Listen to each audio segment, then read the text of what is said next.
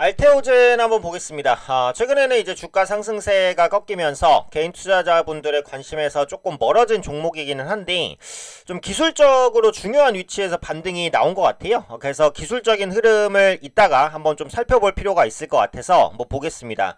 알테오젠이 이제 한참 그 모멘텀을 받으면서 상승하다가 최근에 뭐 지수도 좀 안 좋았고 제약바이오주가 흔들리면서 차익 실현 매물이 나왔는데 기업 자체의 모멘텀이 변한 부분은 사실 하나도 없거든요. 그래서 견고한 기업 모멘텀에 의해서 재반등이 나올 수도 있지 않을까. 수급과 차트를 이따가 한번 살펴보고요.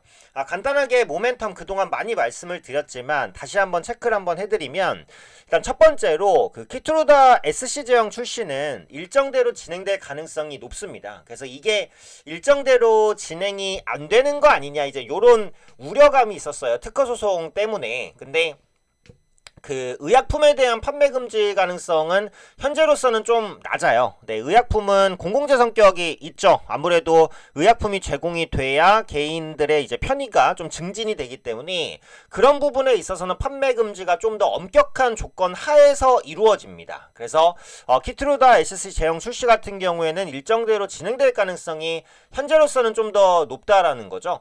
그래서 특허 소송 가능성도 그렇게 크지 않다라고 보는 거고, 두 번째로 ALT 비포 기술이 적용된 치료제가 앞으로 계속해서 상업화가 되고 상용화가 될 가능성이 높습니다. 그래서 미국 중심으로 한 빅파마 업체들이 이제 알테오젠의 기술을 적용시킨 이런 치료제를 계속해서 개발하고 상업화시키고, 그래서 키트루다 SC 같은 SC 제형의 그런 제품들이 계속해서 나올 가능성이 높다라는 부분이고요.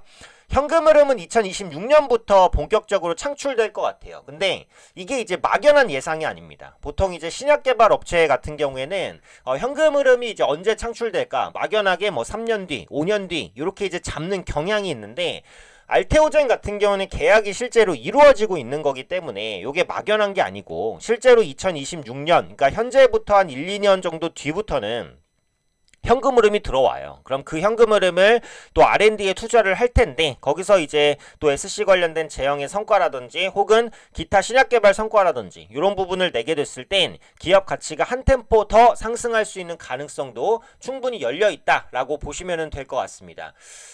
조금 더 이제 구체적으로 보면, 그러니까 2026년부터 2029년까지 키트루다 SC 판매가 아마 본격화가 되겠죠. 그래서 마일스톤이 상당 부분 유입이 될 가능성이 높다라고 보고 있고요. 공장 가동도 2028년 정도부터는 아마 가능하지 않을까 싶습니다.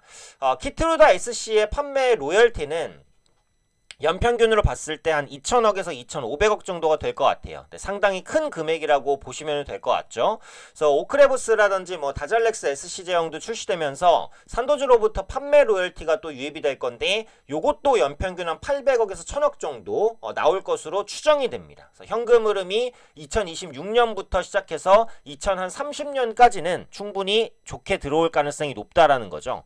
요건 이제 유진투자증권에서 그 산출한 영업 가치입니다. 그래서 가치 추정 근거를 보면 키트루다 SC 출시 이후 중기 마일스톤, 그 다음에 2030년 이후 판매 로열티 유입액을 추정했고요. 그 다음에 산도즈 계약, 그 다음에 다이이치 상표 계약, 그 다음에 영업 가치는 이 1, 2, 3을 이제 합산해서 구했습니다. 그리고 ALT의 가치도 이렇게 세부적으로 좀 나눴어요. 그래서 현재 시점보다 확실히 레벨업 할 수 있을 것이다 라는 관점인데, 물론 이런 부분들의 가치를 얼마로 평가할 것인지는 다 주관적입니다. 그래서 이 가치를 100% 믿을 수는 없고, 증권사에서는 아무래도 조금 더 오버해서 평가하는 경향이 있어요. 근데 그런 부분들을 다 차치하고 보더라도 이 가치 추정의 근거는 팩트, 사실에 기반한 것이고, 이것은 알테오젠의 기업 가치를 끌어올리는데 충분한 모멘텀인 거, 이건 또 맞거든요. 그래서 그런 관점에서 보면 요 가치를 딱 믿을 수는 없지만 가치 추정에 대한 근거를 믿고 동사의 견고한 기업 모멘텀 여전히 유지되고 있다라는 부분, 요것만 기억을 잘 해주시면 좋을 것 같아요. 그 차트로 제가 한번 보는 이유가, 이평선상 여기가 몇 일 이평선에서 반등이 나왔냐면 200일 이평선입니다. 그죠? 200일 이평선을 깨지 않고 올라갔었는데 200일 이평선 깨기 직전에 양봉이 나왔어요. 6%대 반등이 나왔고 거래량도 전거래일 대비해서 2배 이상 실렸습니다. 그래서 굉장히 의미 있는 반등이라는 생각이 들어서 현재 기술적 반등이 적어도 32에서 3만 원대까지는 노릴 수 있는 기술적 반등이 아니냐 이렇게 이제 판단이 되는 거고요.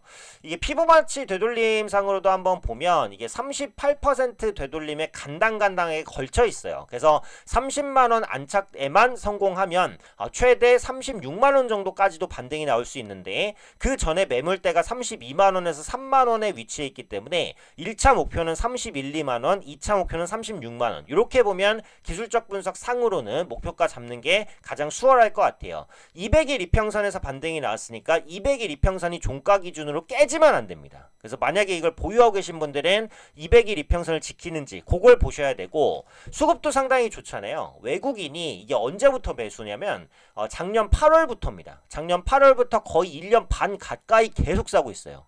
기관은 어때요? 기관은 외국인만큼 많이 산 건 아닌데 올해 4월부터 꾸준하게 순매수를 하면서 최근엔 매수 규모를 더 늘리고 있어요. 이걸 뭐라고 하죠? 네, 쌍끌이 매수입니다. 기관 외국인이 다 같이 매수를 하고 있고, 그럼 누구만 파는 거예요? 파는 주체가 누구예요? 당연히 개인이죠. 개인 수급을 한번 이제 포함시켜서 한번 보면 기관 외국인 개인이 다 살 수는 없죠. 하나의 주체가 팔기 때문에 사는 건데, 개인 수급은 언제부터 빠져요?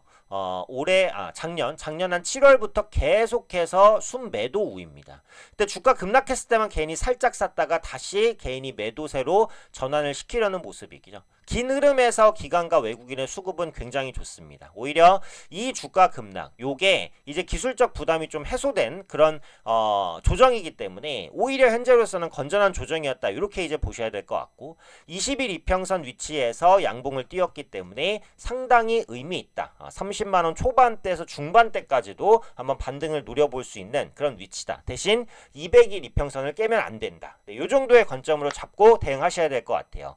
알테오젠이 만약에 이제 30만 원 중반대까지 회복된다라고 한다면 국내 제약바이오주의 투자 심리를 전체적으로 다 개선시킬 가능성이 높습니다. 그리고 제가 제약바이오주 내에서도 자주 커버하고 말씀드렸던 셀트리온 같은 경우에도 최근 모멘텀이 계속해서 부각되고 있는 모습이니까 알테오젠과 같이 한번 흐름 체크해 보시면 또 좋지 않을까 생각됩니다.